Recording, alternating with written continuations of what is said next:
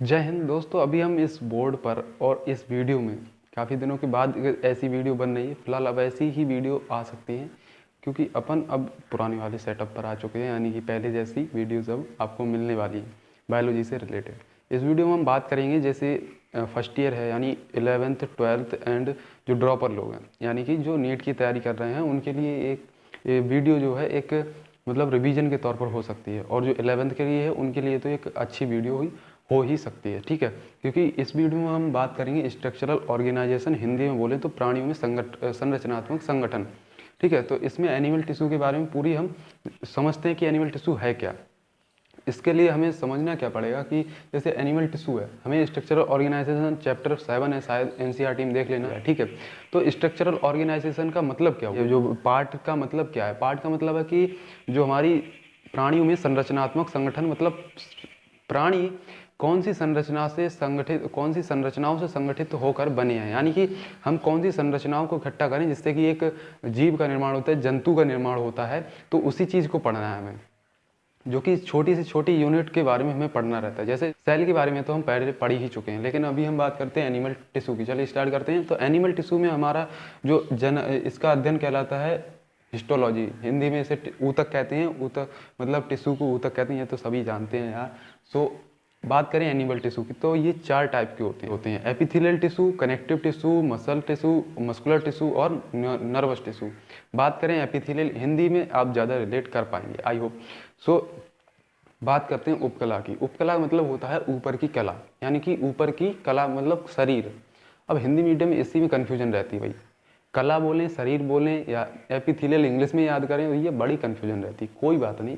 उपकला का ऊपर, उप का मतलब क्या हुआ ऊपर, कला मतलब शरीर, यानी हमारे शरीर का ऊपर वाला जो शरीर है, ऊपर की कला है, ऊपर का जो शरीर है, उसे हम इस ऊतक के अंदर पढ़ते हैं और इसी ऊतक से वो बना रहता है। ठीक है, इंग्लिश में इसे एपिथेलियल कहते हैं। आई होप कि आपको ये समझ में आया होगा। कनेक्टिव टिश्यू का मतलब होता है जो हमारे शरीर में कनेक्शन का मतलब जो हमारे शरीर में कनेक्शन बैठाता है, एक दूसरे अंगों के साथ जो कनेक्ट कर पाता है, उसी को हम कनेक्टिव टिश्यू कहते हैं। उदाहरण बताऊं आपको, जैसे होता है ब्लड। ब्लड होता है ना, पूरे शरीर में पाया जाता है, पूरे शरीर में ब्लड आपको मिलेगा। तो वो एक क्या है, कनेक्टिव टिश्यू है। हमारे एक एक अंग, एक एक कोशिका को जोड़कर रखता है। आप सोच कर देखो, एक एक कोशिका को जोड़ता नहीं जोड़ता है, तो उसी को हम कहते हैं कनेक्टिव टिश्यू। और बताऊं, बोन है आपकी, जो हड्डियाँ होती हैं वो इसी चीज़ से बनी होती हैं, पूरे शरीर में पाई जाती हैं, आपको भी पता। ठीक है, अब बात करते हैं मस्कुलर टिश्यू की। टाइम कम है, कंटेंट ज़्यादा है ना। तो मस्कुलर टिश्यू की बात करें, थोड़े से बैकग्राउंड में बनवा जा सकती है, कोई बात ऐसी है नहीं, बट बात करें मस्कुलर टिश्यू की तो मस्कुलर टिश्यू है क्या, पेशी। पेशी मतलब क्या होता है, हमारे जो शरीर में मूवमेंट बना सके, जो मूवमेंट करवा सके, उसी को हम पेशी कहते हैं। पेशी 3 टाइप की होती है, वो हम आगे समझते हैं। ठीक है, अभी नहीं, अभी जितना समझना है उतना समझते हैं।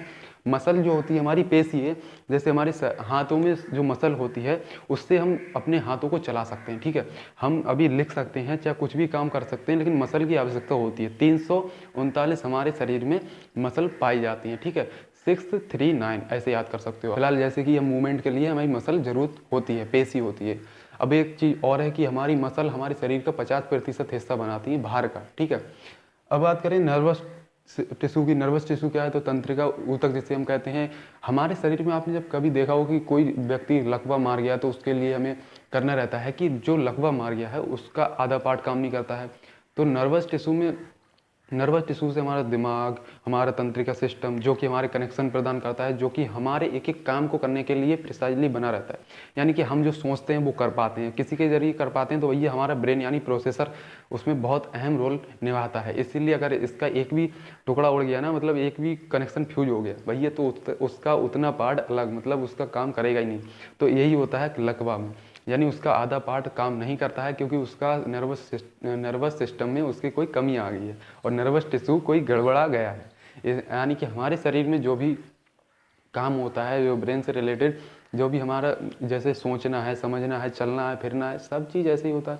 तो जब भी आप किसी मतलब एक कोमा वाले व्यक्ति को देख सकते हो, उसमें तो ये डेड होता है, ब्रेन डेड होता है, वो तो मतलब दिमागी हालत से वो मरा रहता है, लेकिन उसे मशीनों के जरिए जिंदा रखा जाता है।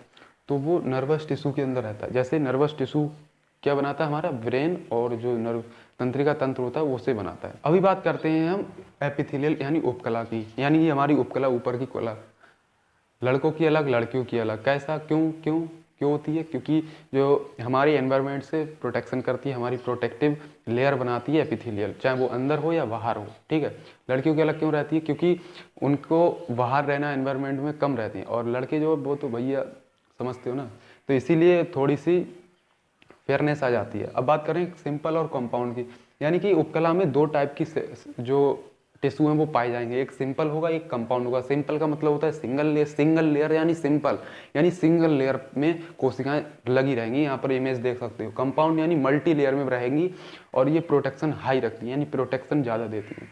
सिंपल की बात करें, सिंपल स्क्वेमस एपिथेलियम, ये वीडियो थोड़ी लंबी होने वाली है, कोई बात नहीं। फिलहाल सिंपल स्क्वेमस एपिथेलियम, ये इसका काम क्या होता है? इसको एक सेपरेट कर देता है, किसी भी सब्सटेंस को सेपरेट कर देती है। जैसे सेपरेट करने का मतलब है ब्लड वेसल में ये पाई जाती है, जो ब्लड की जो नलिकाएं होती हैं, जो ब्लड जिसमें जाता है, जो नलिकाएं होती हैं, जो वाहिनियां होती हैं, उसके अंदर वाली लेयर इसी से बनती है, और जिससे कि ये ब्लड को सेपरेट कर सके, मतलब अलग कर सके बाकी सब पार्ट से। जहाँ पर जाना है ब्लड को वहीं जाएगा, ना कि वो लीक कर जाए, है ना।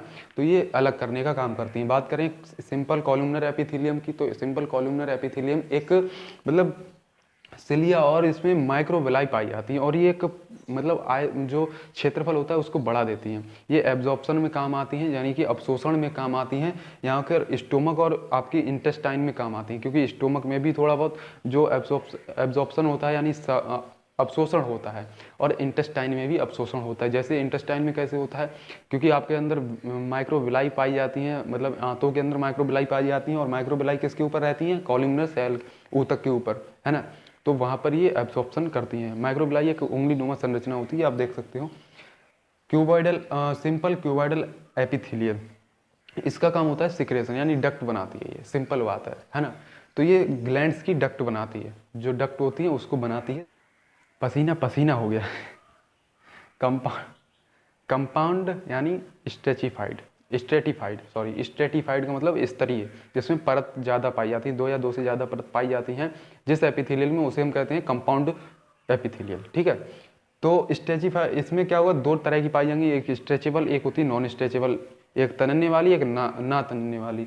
स्ट्रेचेबल में आ गई आपको ट्रांजिशनल टिश्यू, जो कि पाया जाता है आपके यूरिनरी ब्लैडर में, क्योंकि ब्लैडर को हम यूरिन आपकी भर जाती है तो ब्लैडर का साइज बढ़ जाता है, तो उसमें तनने वाली जो कोशिकाएं रहना बहुत जरूरी हो जाता है, इसलिए उसे ट्रांजिशनल टिश्यू के अंदर रखा जाता है ना।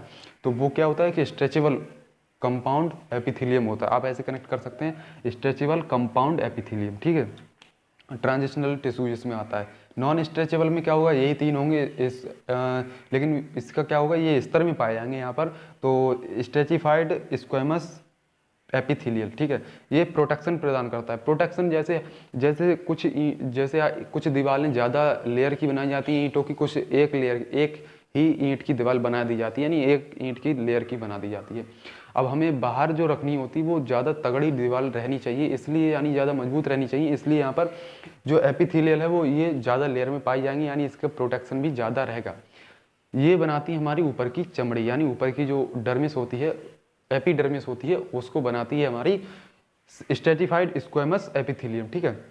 इसका एग्जांपल होता है स्किन, ठीक है, ये प्रोटेक्शन प्रदान करती है। स्क्वेमस जो हमारी होती है, जो भी हमारी स्ट्रेटिफाइड कॉलमनर होती है, यह यहाँ पे कॉलमनर है, यहाँ पे non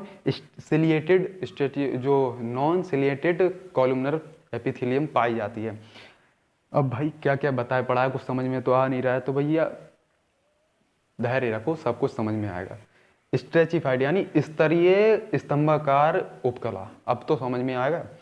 protection and mucus secretion, यानी जहाँ पर प्रोटेक्शन हो, प्रोटेक्शन देनी हो और थोड़ा बहुत म्यूकस रिलीज करना हो, तो वहाँ पर हमारी क्या पाई जाएगी कि यहाँ कॉलमनर स्ट्रेटिफाइड यानी स्तरीय कॉलमनर पाई जाती है।